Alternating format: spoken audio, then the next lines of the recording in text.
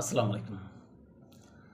আজকে আমরা যে বিষয়টা আলোচনা করব, বেগম খালেদা জিয়ার মৃত্যুকে কেন্দ্র করে বিশ্বের বিভিন্ন দেশ, বিশেষ করে ভারত, পাকিস্তান, তারপর শ্রীলঙ্কা, তারপর আপনার ভুটান, এই সমস্ত দেশগুলা যেরকম শোকবার্তা দিয়েছে, যেরকম এই সমস্ত দেশের হয়তো সরকার প্রধান বা কোনো প্রতিনিধি বেগম খালেদা জিয়ার এই যে প্রয়াণ দিবস বা তার যে জানাজার নামাজের অনুষ্ঠান, সেখানে উপস্থিত হবেন বা শোকসপ্ত পরিবারের প্রতি সমবেদনা জানানোর জন্য আসছেন বা আসতেছেন।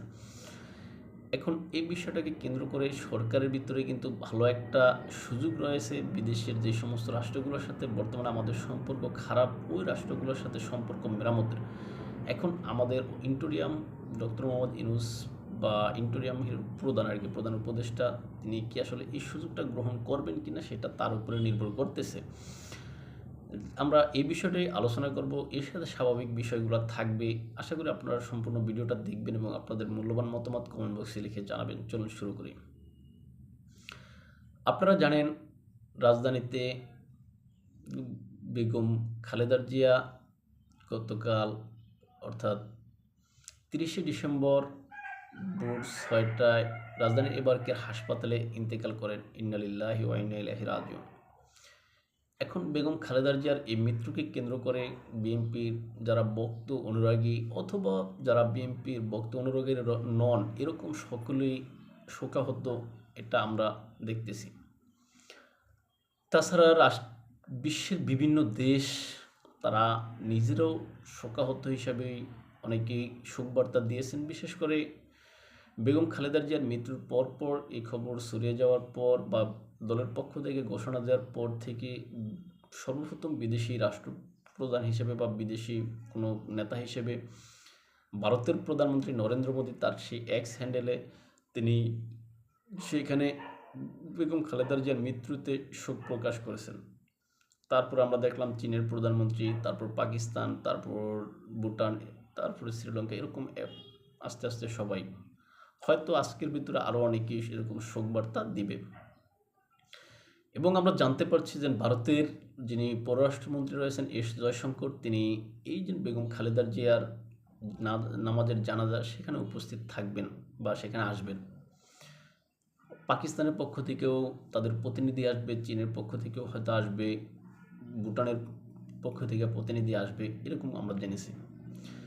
এখন বেগম খালেদা জিয়ার এই যে মৃত্যুকে কেন্দ্র করে, বেগম খালেদা জিয়ার মৃত্যুর পরে আসলে মানুষ চলে যায়, এটা আসলে কেউ ধরে রাখতে পারবে না। আমি মরে গেলেও আপনি শত চেষ্টা করলেও ধরে রাখতে চাইলে পারবেন না। আবার আপনিও যদি মারা যান বা আপনারাও যদি মারা যান, সেটা আমরা যারা বেঁচে থাকবো, আমরাও যদি চেষ্টা করি সত্য, তাও কিন্তু আপনাকে ধরে রাখতে পারবো না। তাই হয়তো প্রাকৃতিক নিয়মেই আমরা ধরে নিচ্ছি বেগম খালেদা জিয়ার যে শেষ বিদায় হচ্ছে বা মৃত্যু হয়েছে। এখন বেগম খালেদা জিয়ার এই মৃত্যুকে কেন্দ্র করে বিদেশি যে সমস্ত কূটনীতিকগণ বা বিদেশি যে সমস্ত প্রতিনিধিগণ বাংলাদেশে আসবেন, এই সমস্ত প্রতিনিধিদের সাথে নেগোসিয়েশন বা ভালো কোনো আলোচনা করতে পারলে হয়তো রাষ্ট্রের উপকার হতো। যেটা বিশেষ করে ইন্টোরিয়াম আসার পরে বা ডক্টর মোহাম্মদ ইউনূস ক্ষমতায় বসার পরে ভারতের সাথে আমাদের যে সম্পর্কের টানাপোড়েন, সেই সম্পর্কের টানাপোড়েনটা মনে হয় যে মেরামত করার সুযোগ এসেছে বলে আমি মনে করি।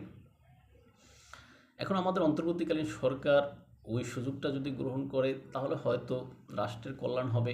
কেননা এই যে বেগম খালেদা জিয়ার মৃত্যুকে কেন্দ্র করে আওয়ামী লীগ বা অন্যান্য দলগুলো যেভাবে নিজেদের যে সমবেদনা বা সহমর্মিতা প্রকাশ করেছে, এটা আসলে ইতিবাচক হিসেবে ধরা উচিত।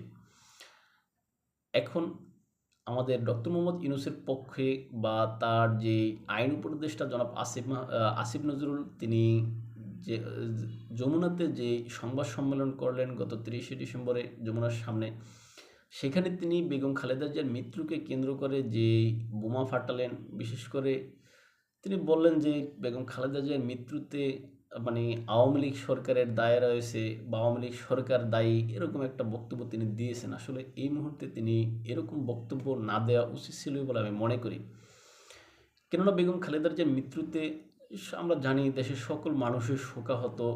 বেগম খালেদা জিয়ার মৃত্যুতে অন্যান্য দেশও আশা করি যেহেতু তারা শোকবার্তা দিয়েছে, তাদের সরকারের পক্ষ থেকে শোকবার্তা দেওয়া হচ্ছে, ধরে নিলাম তারাও শোকাহত। এখন আমাদের এই যে আইন উপদেষ্টা জনাব আসিফ নজরুল, তিনি এই বক্তব্য দিয়ে মূলত তিনি আমাদের সেই পুরনো দোষারোপের রাজনীতিকে তিনি কি জাগিয়ে তুলতেছেন, যেখানে আমরা দেখলাম যে বিএনপি আওয়ামী লীগের যে শোকবার্তা, সেই শোকবার্তার প্রতিক্রিয়ায় কোনো কথা বলেনি বা আওয়ামী লীগকে কোনো মানে বর্তমান প্রেক্ষাপটে বিশেষ করে কোনো দায়ী করেনি।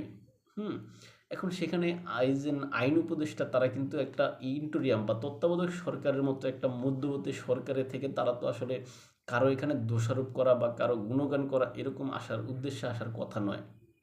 এখন সে আইন উপদেষ্টা কেন মানে পায়ে পরে আওয়ামী লীগের দিকে দোষটা ঠেলে দিলেন বা এরকম মানে উদ্দেশ্য পরিণতভাবে এরকম একটা বক্তব্য দিলেন, সেটা আসলে আমি বুঝতে পারি না।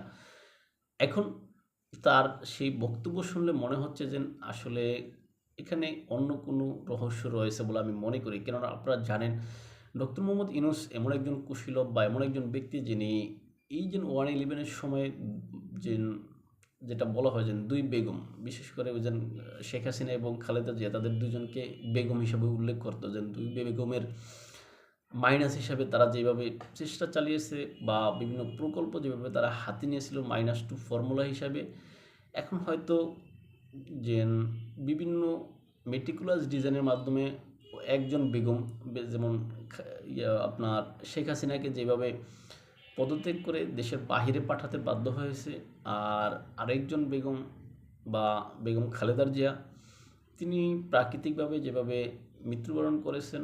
এখন ধরতে গেলে বাংলাদেশের রাজনীতিতে 2 বেগমের অনুপস্থিতি বা বিদায়, এখন এই 2 বেগমের বিদায়টা কিন্তু এই যে ডক্টর মোহাম্মদ ইউনূসরা কিন্তু 2007 সালে চেয়েছিলেন।